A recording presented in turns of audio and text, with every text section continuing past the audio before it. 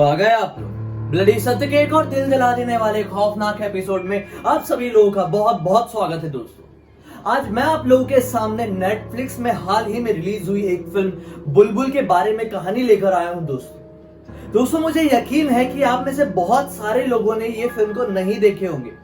ये फिल्म थोड़ी सी चर्चा में जरूर आई है क्योंकि इस फिल्म की जो रेटिंग है IMDb में बहुत ज्यादा फ्लक्चुएट कर रही है, कभी अच्छी हो जाती है तो कभी डाउन हो जाती है। सभी लोग इस सोच में है कि आखिर ये फिल्म होगी कैसी। ये फिल्म इसीलिए चर्चा में है क्योंकि बॉलीवुड में काफी समय बाद एक ऐसी फिल्म आई है जिसमें कि उल्टे पैरों वाली चुड़ैल की कहानी आप लोगों को दिखाई गई है दोस्तों। आज मैं उसी फिल्म बुलबुल की पूरी कहानी आप लोगों को बताने वाला हूं, जिस कहानी को सुनने के बाद आप लोगों को उस फिल्म को देखने की जरूरत नहीं पड़ेगी, और जो उस फिल्म को देखना चाहते हैं तो उनके लिए स्पॉइलर होगा दोस्तों। लेकिन कभी कभी स्पॉयलर्स भी काम के होते हैं। जब आप लोगों को कहानी ऊपर ऊपर से पता चल जाती है तो दोस्तों के साथ वो कहानी देखने का एक अलग ही मजा आता है। आप अपनी प्रेडिक्शंस बता सकते हैं, बिल्कुल सटीक प्रेडिक्शंस। तो दोस्तों आज का ये वीडियो थोड़ा अलग होने वाला है क्योंकि आज का मेरा ये वीडियो किसी सच्ची घटना पर आधारित नहीं है, लेकिन एक सच्चे पात्र पर आधारित है। और वो सच्चा पात्र है उल्टे पैरों वाली चुड़ैल। उल्टे पैरों वाली चुड़ैल की कहानी तो हम बचपन से सुनते चले आ रहे हैं। दरअसल जब कोई भी चुड़ैल बन जाती है तो उसके पैर उल्टे हो जाते हैं। तो दोस्तों आइए शुरू करते हैं एक ऐसे उल्टे पैरों वाली चुड़ैल बुलबुल की कहानी जो अब तक आपने नहीं सुनी। अगर सुनना चाहते हैं तो बने रहिए अंत तक। अगर आपके मन में कुछ बात है या फिर मुझसे कुछ कहना चाहते हैं तो मुझे डायरेक्टली मेरे फेसबुक पेज पर आके कांटेक्ट कर सकते हैं। मन करे तो इंस्टाग्राम में भी कर लीजिए। दोनों की ही आईडी आपको वीडियो के डिस्क्रिप्शन बॉक्स में जरूर मिल जाएगी। कहानी की शुरुआत होती है सन 1881 से वेस्ट बंगाल के एक छोटे से गांव से, जहां पर दिखाया जाता है कि एक 7 या 8 साल की नाम की लड़की बुलबुल, जिसकी शादी कराई जा रही है एक बड़े आदमी से, एक उम्र में भी ज्यादा आदमी से। उस आदमी का नाम है इंद्रनील ठाकुर। इंद्रनील ठाकुर के 2 और भाई थे। एक का नाम था सत्या ठाकुर, जो उम्र में लगभग बुलबुल के बराबर ही था, ये 9-10 साल का रहा होगा। और इंद्रनील ठाकुर का एक और भाई था जिसका नाम था महेंद्र ठाकुर, जो कि मेंटली इल था। दरअसल महेंद्र ठाकुर और इंद्रनील ठाकुर 2 जुड़वा भाई थे, जिसमें से महेंद्र ठाकुर पागल था और इंद्रनील ठाकुर बिल्कुल नॉर्मल था। दिखाया जाता है कि जब बुलबुल की विदाई हो जाती है और बुलबुल अपनी डोली से अपने घर जा रही होती है, मतलब अपने ससुराल जा रही होती है, तो उसकी डोली में उसके साथ सत्या ठाकुर भी मौजूद रहता है। बुलबुल को ये गलतफहमी रहती है कि मेरी शादी तो मेरे हम उम्र लड़के से ही हुई होगी ना, मेरी शादी तो ये सत्या ठाकुर से ही हुई होगी ना। लेकिन बुलबुल की ये गलतफहमी खत्म हो जाती है जब वो अपनी हवेली पहुंचती, मतलब अपने ससुराल की हवेली पहुंचती। जब इंद्रनील ठाकुर उसके पास आता है तो इंद्रनील उसे ये बताता है कि मैं तुम्हारा पति हूं और सत्या तुम्हारा देवर। बस इसी तरह से कहानी आगे बढ़ती है। सत्या ठाकुर और बुलबुल के बीच में नजदीकियां इसलिए बढ़ जाती है क्योंकि दोनों हम उम्र थे, दोनों की उम्र एक ही थी। बचपन से लेकर बड़े होते तक सत्या ठाकुर बुलबुल को गाँव की चुड़ैल की कहानियां सुनाया करता था। बुलबुल को बहुत ज्यादा इंटरेस्ट आता था। दोनों ने एक बहुत प्यारी सी डायरी भी तैयार किए थे जिसमें दोनों ही अधूरी चुड़ैलों की कहानी लिखते थे। आधी सत्या ठाकुर लिखता था तो आधी बुलबुल लिखती थी, और इसी तरह से कहानी में बीत जाते हैं 20 साल। दिखाया जाता है कि 20 साल बाद सत्या ठाकुर लंदन से अपनी लॉ की पढ़ाई करके लौट रहा है। कहानी में यह समझ में आता है कि 5 साल से सत्या ठाकुर लंदन में था, और जब वो गांव की तरफ बढ़ रहा होता है तो एक टांगे में सवार था। टांगा वाला एक पर्टिकुलर पॉइंट में आने के बाद अपने टांगे की स्पीड तेज कर देता है। सत्या ठाकुर हैरान होता है, टांगे वाले से ये कहता है कि भाई थोड़ा आराम से चला, इतनी भागने की क्या जरूरत है। लेकिन टांगा वाला उसे ये बताता है कि सर, आपके जाने के बाद से इस गांव में एक चुड़ैल घूमने लगी जो बहुत ही ज्यादा खौफनाक है। गांव के बहुत सारे लोगों ने उस चुड़ैल को इस जंगल में देखा है, और जब कभी भी कोई भी इस रास्ते से गुजरता है तो वो चुड़ैल उस आदमी को खा जाती है, मार डालती है। सत्या ठाकुर को ये बात थोड़ी बचकानी लगती है क्योंकि बचपन में वो ऐसी ही कहानियां बुलबुल को सुनाया करता था। दरअसल ये कहानी नहीं थी बल्कि सच्चाई थी, क्योंकि कैमरे में दूसरी तरफ दिखाया जाता है कि उसी जंगल के एक पेड़ की डाली में लटकी हुई एक औरत जो कि हूबहू एक चुड़ैल की तरह दिखाई दे रही। उसकी शक्ल तो क्लियर नहीं होती, लेकिन इतना समझ में आ जाता है कि हाँ, ये एक चुड़ैल ही है। सत्या ठाकुर थोड़ी आगे बढ़ने के बाद अपने घर, अपने हवेली पहुंच जाता है और वहां पर सबसे पहले मिलता है बुलबुल अपनी भाभी से। उसे देखकर बहुत खुश होता है, साथ ही साथ उतना ही हैरान होता है क्योंकि अब वो बुलबुल वो बचपन वाली बुलबुल की तरह नहीं, उसके हाव भाव, बात करने का तरीका, रहन सहन सब कुछ बदल चुका है। सत्या ठाकुर जब हवेली पहुंचता है तो बात करने के बाद ये समझ में आता है कि उस हवेली से इंद्रनील ठाकुर मतलब कि बुलबुल के पति 3 साल पहले ही जा चुके हैं। हवेली छोड़कर, गांव छोड़कर बहुत दूर कहीं जा चुके हैं। कुछ ही समय पहले महेंद्र ठाकुर की भी हत्या किसी ने कर दी।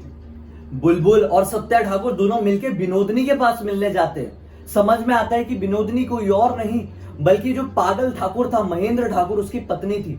अब वो विधवा हो चुकी है और फिर अन्य विधवाओं के साथ ही एक दूर के आश्रम में रह रही है।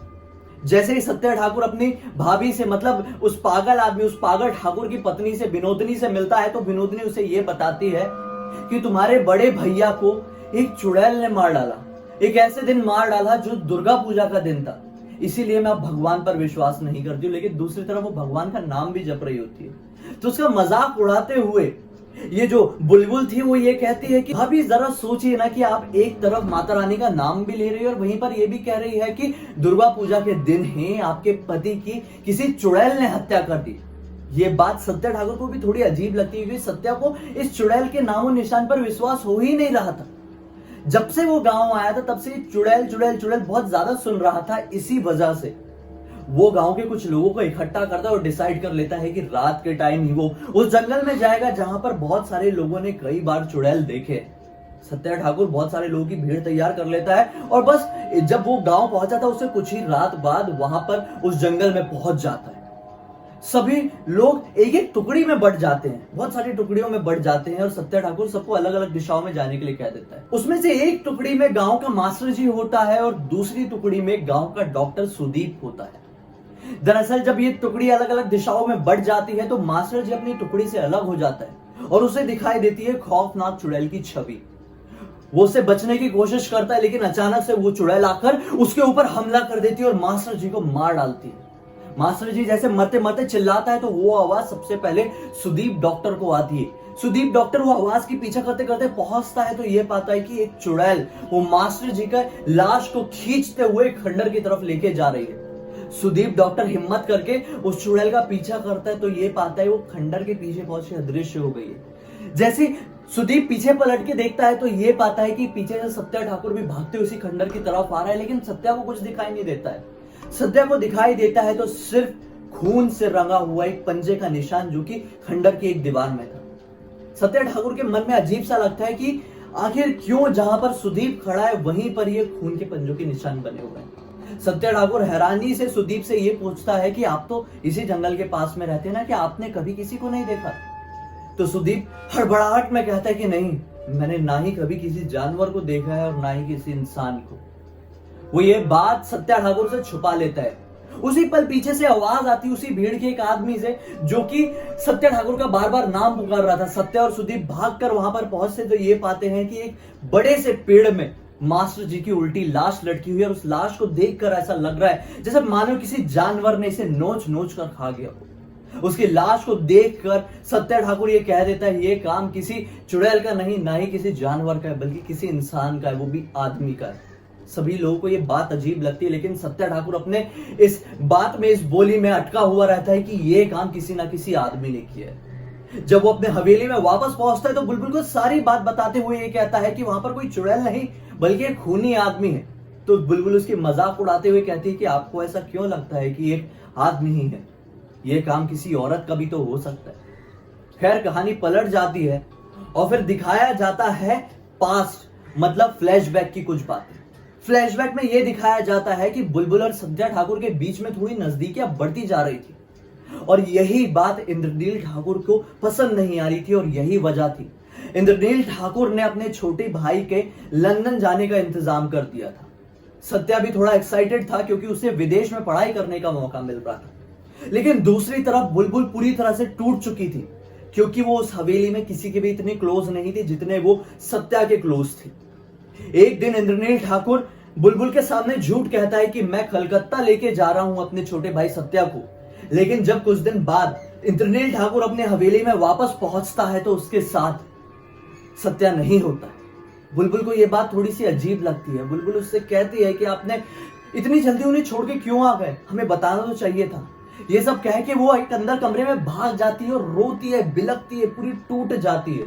गुस्से में अंदर रखी डायरी वो निकालती है जिसमें वो लोग कहानियां लिखा करते थे, सत्य और बुलबुल कहानियां लिखा करते थे, और घर के अंदर जल रही एक चिमनी में वो डायरी फेंक देती है, जिससे कारण से वो डायरी पूरी तरह से जल जाती है। लेकिन जलते जलते उस डायरी के थोड़े से जो अंश रहते ना, थोड़े से पन्ने के जो थोड़े से टुकड़े रहते ना, वो बच जाते।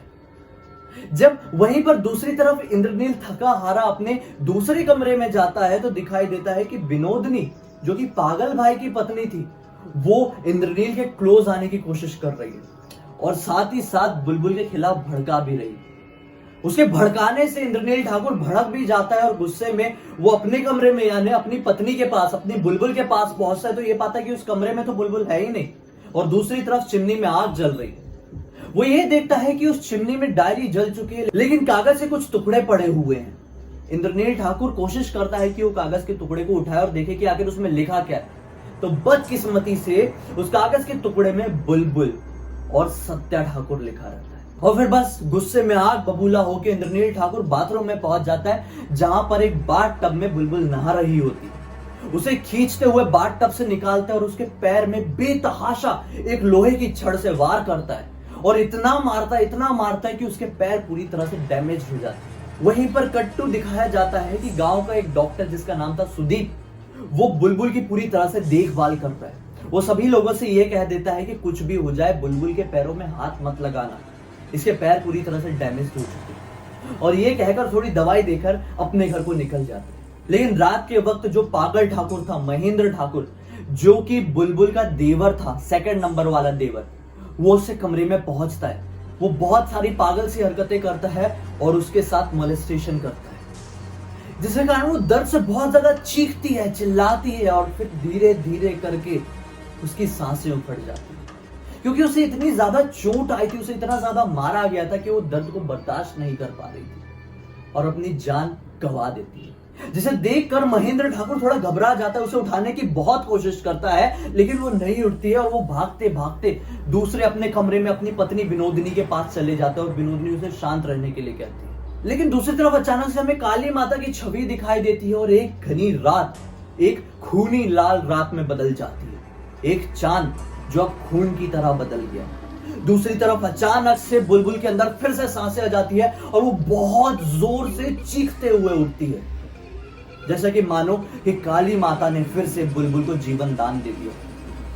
सुबह हो जाती है, विनोदिनी बुलबुल के पास पहुंचती है, लेकिन बुलबुल के हाव भाव देखने के बाद बिल्कुल ऐसा नहीं लगता है कि ये वही बुलबुल है। उसे देखकर ऐसा लगता है कि वो अपने सारे दर्द भुला चुकी है। विनोदिनी उसे समझाने की कोशिश करती है कि तुम्हारा देवर पागल है, मेरा पति थोड़ा पागल है, उसकी इस भूल को माफ करने की कोशिश करो, लेकिन वो कुछ जवाब नहीं देती है। थोड़ी ही देर बाद सुदीप डॉक्टर वहां पर फिर से पहुंचता है और वो समझ जाता है कि इसके साथ जोर जबरदस्ती हुई है। वो पूछने की कोशिश करता है, लेकिन बुलबुल उसे सिर्फ इतना कहती है कि आप अपना काम करो और यहां से चले जाओ। और फिर कहानी वापस से प्रेजेंट टाइम में आती है। कहानी जब प्रेजेंट टाइम में वापस आती है तो दिखाया जाता है कि सत्या ठाकुर आज सुबह सुबह बुलबुल के कमरे की तरफ जा रहा है, तो ये पाता है कि कमरे के बाहर लगे झूले में बुलबुल बैठी हुई है, अपना पैर डॉक्टर सुदीप के ऊपर रख के, और दोनों बहुत क्लोजली बात कर रहे हैं। ये देखकर सत्या ठाकुर थोड़ा नाराज होता है, क्योंकि वो जमाने में एक पराये आदमी के साथ कोई भी औरत इतने क्लोजली नहीं बैठ सकती थी बिना कोई पर्दा लिए। वो बुलबुल के इसके लिए टोकता भी है, लेकिन बुलबुल उसकी ये बातों को बात पलटकर इग्नोर कर देती है। कहानी थोड़ी और आगे बढ़ती है और दिखाया जाता है कि अब सत्या ठाकुर सुदीप से बहुत ज्यादा चिढ़ने लगा है और वो चिढ़ चिढ़ के उसके मन में एक शक पैदा हो गया है बुलबुल और सुदीप डॉक्टर को लेकर। सत्या ठाकुर इसी के चलते इंद्रनील ठाकुर को एक लेटर लिख देता है और फिर आके बुलबुल को यह कहता है कि तुम्हें ये जगह छोड़कर, ये हवेली छोड़कर यहां से चले जाना चाहिए अपने वापस मायके। लेकिन जो बुलबुल थी वो उसे ये कहती है कि आखिर सारे मर्द ऐसे ही होते हैं, और वो उसकी बातें इग्नोर करके वहां से चली जाती है। दिखाया जाता है कि दुर्गा पूजा की एक रात आई है और दुर्गा पूजा की एक रात को विनोदिनी और बुलबुल दोनों एक मंदिर में पहुंचने वाले हैं। जैसे वो लोग मंदिर पहुंचते हैं तो बुलबुल को मंदिर के दरवाजे में ही एक लड़का मिलता है रोता हुआ, जो कि रोते रोते बुलबुल से ये बताता है कि मेरे पापा ने मेरी माँ को घर से बाहर निकाल दिया एक दूसरी औरत के चक्कर में। उससे तुरंत पूछती है कि तुम्हारे पापा इस वक्त कहाँ है, मुझे बताओ। दूसरी तरफ ये दिखाया जाता है कि सत्या ठाकुर एक बंदूक लेके सुदीप डॉक्टर के घर पहुंच चुका है और वो उसे कोर्ट में ले जाना चाहता है, क्योंकि उसे पूरी तरह से शक हो चुका है कि जितनी भी हत्याएं हो रही है ये कोई और नहीं, डॉक्टर सुदीप ही कर रहा है। क्योंकि सत्या ठाकुर की एक निजी दुश्मनी भी अब ये सुदीप डॉक्टर से बन चुकी थी और जहां कहीं भी ये हत्या वाले केस होते थे वहां पर ये डॉक्टर मौजूद होता था। वो जबरदस्ती करके अपने गन पॉइंट पे अपने टांगे में बिठाकर शहर ले ही जा रहा होता है कि बीच घने जंगल में अचानक से वो टांगे वाले की कोई हत्या कर देता है। जब टांगे वाले की शक्ल दिखाई जाती है तो ये समझ में आता है कि वो टांगे वाला कोई और नहीं बल्कि वही रोते हुए बच्चे का बाप है, जो अभी अभी दूसरी तरफ आके उस मंदिर में आके बुलबुल के सामने कंप्लेन किया था। ये वही आदमी था जिसके चक्कर में उसकी पत्नी ने आत्महत्या कर ली थी, जो अपना चक्कर कोई बाहरी औरत के साथ चला रहा था। अभी अभी उस चुड़ैल ने उस आदमी की हत्या कर दी। सत्या ठाकुर हैरान होकर बाहर निकलता है तो ये पाता है कि टांगे के बिल्कुल सामने एक चुड़ैल खड़ी हुई है अंधेरे में। उसकी शक्ल तो समझ में नहीं आती है। सत्या ठाकुर तुरंत अपनी बंदूक उठाता है और उस चुड़ैल के ऊपर 2-3 गोली दाग देता है और देखता है कि वो चुड़ैल गायब हो गई। वो उस परछाई का पीछा करते हुए भागता है। वहीं पर दूसरी तरफ ये दिखाया जाता है कि टांगे से सुदीप डॉक्टर भी बाहर निकलता है और सुदीप डॉक्टर एक बरगद के पेड़ के नीचे खड़ा था। जैसे वो अपनी नजरें उठाता है तो ये पाता है कि वो चुड़ैल बिल्कुल उसके सर के ऊपर वाली डाल में खड़ी हुई है, उल्टे पैर वाली चुड़ैल। अपनी नजर उसके चेहरे की तरफ ले जाता है तो क्या पाता है कि वो चुड़ैल कोई और नहीं बल्कि बुलबुल ही थी। बुलबुल बिल्कुल देवी जी के रूप में दिख रही थी, कोई चुड़ैल जैसी नहीं बल्कि बिल्कुल देवी के रूप में दिख रही। वो बहुत ज्यादा डर जाता है, घबरा जाता है, कुछ बोल पाता उससे पहले ही वहां से सत्या ठाकुर भागते हुए आता है और सुदीप से ये कहता है कि मैं समझ गया, वो हत्याएं तुमने नहीं की, चुड़ैल नहीं की और इस गांव में सचमुच में चुड़ैल है। तुम आजाद हो, तुम चाहो तो घर जा सकते हो। मैं इस चुड़ैल को मार डालूंगा, मैं उसे गोली मार डालूंगा या पूरा जंगल जला दूंगा।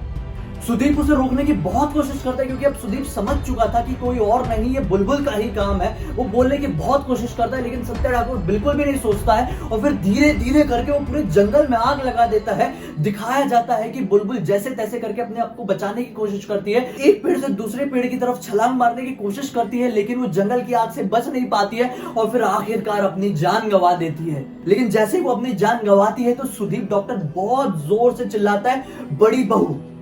दरअसल बुलबुल को गांव में सभी लोग बड़ी बहू भी कहते थे। जैसे उसकी आवाज सत्या ठाकुर ये सुनता है तो वो समझ जाता है कि मैंने अपनी प्यारी दोस्त, अपनी प्यारी भाभी बुलबुल को ही जला डाला। वो बहुत ज्यादा रोता है, बहुत ज्यादा पछताता है, बहुत ज्यादा बिलखता है और सुदीप डॉक्टर सत्या को पूरी कहानी बता देता है। दरअसल सुदीप डॉक्टर को ये सारी बातें उस दिन से ही पता चल गई थी जिस दिन वो मास्टर जी की हत्या हो रही थी। अब आप सभी लोग ये सोच रहे होंगे कि आखिर कोई देवी थी तो उसने ये मास्टर जी की हत्या क्यों की, उसने ये टांगे वाले आदमी की क्यों हत्या की, उसने गांव के सभी लोगों की क्यों हत्या की। तो दोस्तों मैं आप सभी लोगों को बता दूं कि बुलबुल एक देवी जी का वरदान ही थी। वो ऐसे लोगों के ही मार रही थी जो आदमी औरतों के ऊपर अत्याचार कर रहे थे। अब आखिर आप लोगों के दिमाग में यह सवाल जरूर आ रहा होगा कि वो पागल महेंद्र ठाकुर को किसने मारा। मैं आप सभी लोगों को बता दूं कि उस पागल महेंद्र ठाकुर को भी बुलबुल की चुड़ैल ने ही मारा था दोस्तों, क्योंकि वो महेंद्र ठाकुर ने भी बुलबुल के साथ उसी लेवल का अत्याचार किया था जिस लेवल का अत्याचार बुरे आदमी हर एक औरत के साथ करते। और बस उसी चीज का बदला लेने के लिए वापस से माता रानी ने, काली माता ने बुलबुल के अंदर जान फूकी थी और बस बुलबुल माता रानी के उसी आदेश को मानते हुए गांव के सभी ऐसे लोगों को मार रही थी जो औरतों के साथ अत्याचार कर रहे थे। दिखाया जाता है कि ये सब चीजों से सत्या ठाकुर को बहुत ज्यादा पछतावा होता है। सत्या ठाकुर एक लेटर में ये सारी बातें लिख देता है और इंद्रनील को भेज देता है। कहानी 1 साल आगे बीत जाती है। इंद्रनील 1 साल बाद उस हवेली में, उस गांव में वापस लौटता है। दिखाया जाता है रात के वक्त जब इंद्रनील ठाकुर अपने कमरे में बिस्तर में सोने ही वाला होता है कि अचानक से उसे बुलबुल की आवाज आती है। वो आंखें खोल के देखता है तो ये पाता है कि बुलबुल की एक खौफनाक आत्मा बिल्कुल उसकी आंखों के सामने खड़ी हुई है और देखते ही देखते वो आत्मा इंसान में तब्दील हो जाती है और यहीं पर कहानी दी है। दोस्तों मैं आप सभी लोगों को एक चीज बताना चाहता हूं इस फिल्म को लेकर कि इस फिल्म को मौका मिले तो एक बार जरूर देखिए, क्योंकि इस फिल्म का डायरेक्शन, इस फिल्म की सिनेमेटोग्राफी, इस फिल्म में की हुई एक्टिंग बहुत ही जोरदार, बहुत ही कमाल की है। इस फिल्म को कमजोर कर देती है लेकिन सिर्फ और सिर्फ इसकी राइटिंग, इसका स्क्रीन प्ले। दोस्तों इस फिल्म को देख देख के आप ये समझ जाएंगे कि इस फिल्म के एंड में क्या होने वाला है, और इसी वजह से ये फिल्म आपको थोड़ी स्लो सी महसूस होगी। इस फिल्म की एक और कमी मैं आप लोगों को बताता हूं। इस फिल्म में जो पॉइंट दिखाया गया है, इस फिल्म में जो टॉपिक उठाया गया है कि अगर एक औरत के साथ जब अत्याचार होता है, जब भी उस औरत को अपने अंदर की शक्तियों का एहसास होता है। दोस्तों ये वाला जो कंसेप्ट है बॉलीवुड में बहुत ही पुराना है और वापस से इसे बुलबुल फिल्म में दिखाया गया। इसी वजह से ये आपको फिल्म थोड़ी सी नॉर्मल सी लग सकती है, लेकिन इस फिल्म को बनाने के तरीके के लिए इस फिल्म को अच्छी रेटिंग मिली। मैं अपने पॉइंट ऑफ व्यू से बात करूं तो मैं 5 स्टार में से इस फिल्म को 3 स्टार दूंगा। 1 स्टार इस फिल्म के उम्दा डायरेक्शन के लिए, 1 स्टार इस फिल्म की कमाल की सिनेमेटोग्राफी के लिए, और तीसरा स्टार हर एक एक्टर की कमाल की एक्टिंग के लिए। 1 स्टार कटेंगे इस फिल्म की धीमी स्टोरी के लिए, और 1 स्टार कटेंगे बॉलीवुड के वही घिसे पिटे कंसेप्ट के लिए। दोस्तों क्या आप लोग इस फिल्म को देखना चाहेंगे? कमेंट सेक्शन में जरूर बताइए। दोस्तों अगर आप लोग इसी तरह की और भी कहानियां चाहते हैं फिल्म से जुड़ी हुई, तो आप लोग मुझे बता सकते हैं। मैं समय समय पर जब कभी भी कोई हॉरर फिल्म आएंगी तो मैं उसके रिव्यूज की कंप्लीट स्टोरी आप लोगों को सुना सकता हूं, ताकि आप लोगों को कभी ये डाउनलोड करने की जरूरत ही ना पड़े, या फिर ये जो पैसे दे के आप फिल्म्स देखते हैं, मतलब जो अमेज़न होता है, जो नेटफ्लिक्स होता है, वहां पर आपको देखने की जरूरत ना पड़े। आखिर मैं हूं ना, मैं कब काम आऊंगा। दोस्तों अगर आप लोगों के मन में कोई भी ऐसी बात, कोई भी ऐसी टॉपिक आती है जिसे आपको लगता है कि मेरे साथ डिस्कस करके आप पूरी दुनिया को बताना चाहते हैं, तो वो टॉपिक, वो बात आप मुझे मेरे फेसबुक पेज या फिर इंस्टाग्राम में लिख के भेज सकते हैं। हम उसके ऊपर डिस्कस कर सकते हैं और वो मैं उसके ऊपर रिसर्च करके पूरी दुनिया को बता सकता हूं। दोस्तों मेरे इस वीडियो को ज्यादा से ज्यादा शेयर कर दीजिए दोस्तों, खासकर ऐसे लोगों के साथ जो 90s के हैं, क्योंकि 90s के लोगों को ये फिल्म बहुत ज्यादा पसंद आएगी, क्योंकि उनके जमाने में ये उल्टे पैरों वाली चुड़ैल का कंसेप्ट बहुत ज्यादा फेमस था, बहुत ज्यादा डर जाया करते थे। शायद इस वीडियो को देखकर उनकी बचपन की यादें ताजा हो जाएं। दोस्तों मेरे इस चैनल को सब्सक्राइब करना मत भूलिए, क्योंकि मैं डेली इसी तरह के हैरान कर देने वाले खौफनाक वीडियोस आप लोगों के पास लेकर आता हूं, जिसे देखकर आप लोगों का तो मनोरंजन होता ही है, साथ ही साथ आपका बहुत अच्छा नॉलेज भी बढ़ जाता है एक डर के साथ, क्योंकि पता है ना एक डर भी थोड़ा जरूरी है। दोस्तों मैं रोज रात में 10 बजे आता हूं, लेकिन फिर भी आप बेल आइकन को जरूर दबा दीजिए, ताकि अगली बार से टाइम थोड़ा सा अगर ऊपर नीचे हो जाए तो भी उसकी नोटिफिकेशन सबसे पहले आप तक ही पहुंचे। तो चलिए कल फिर से मिलते हैं। बहुत बहुत धन्यवाद।